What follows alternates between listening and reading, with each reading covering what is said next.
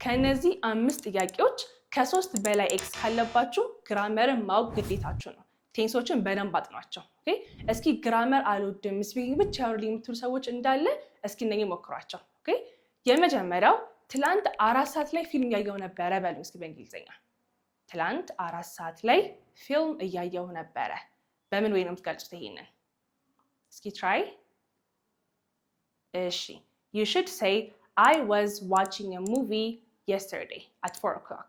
I was watching a movie at 4 o'clock yesterday ትችላላችሁ። ብቻ ግን በፓስት ኮንቲኒየስ ቴንስ ነው የሚሰራው ማለት ነው። got it? እሺ ሁለተኛ ትላንትና የቤት ስራን አልሰራሁኝም። ትላንት የቤት ስራ አልሰራሁኝም። ይህስ በምን ነው የሚገለጸው? አልሰራሁም አላረኩም ለማለት ማለት ነው። እሺ good. I didn't do my homework yesterday. I didn't do my homework yesterday. ይሄ ደግሞ ሲምፕል ፓስት ቴንስ ነው ማለት ነው። እሺ the third one አዳማ ሄዶ ያውቃል በሉኝ እስኪ።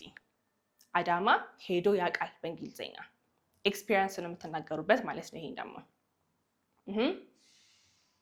he has been to አዳማ ካላችሁ ልክ ናችሁ። he has gone to አዳማም ልክ አይደለም። ኦኬ he has been to አዳማ አዳማ ሄዶ ያውቃል አላችሁ ማለት ነው። ኤክሰለንት። አራተኛ ደግሞ እኔ አንቺን በሆን ጂም እገባለሁ በሉኝ እስኪ። እኔ አንቺን በሆን ጂም እገባለሁ። how do you say that? እዚህ ጋር ኮንዲሽናል ሴንተንስ ጋር እንሄዳለን ማለት ነው። ኮንዲሽናል ሴንተንስስ። እሺ if I was you ካላችሁ ልክ አይደላችሁ። if I were you I would go to the gym. if I were you I would go to the gym. አምስተኛው ደግሞ ሰኞ 5 ሰዓት ላይ እንገናኝ በሉኝ እስኪ። እዚህ ጋር ደግሞ ፕሪፖዚሽን ናቸው። ሰኞ 5 ሰዓት ላይ እንገናኝ።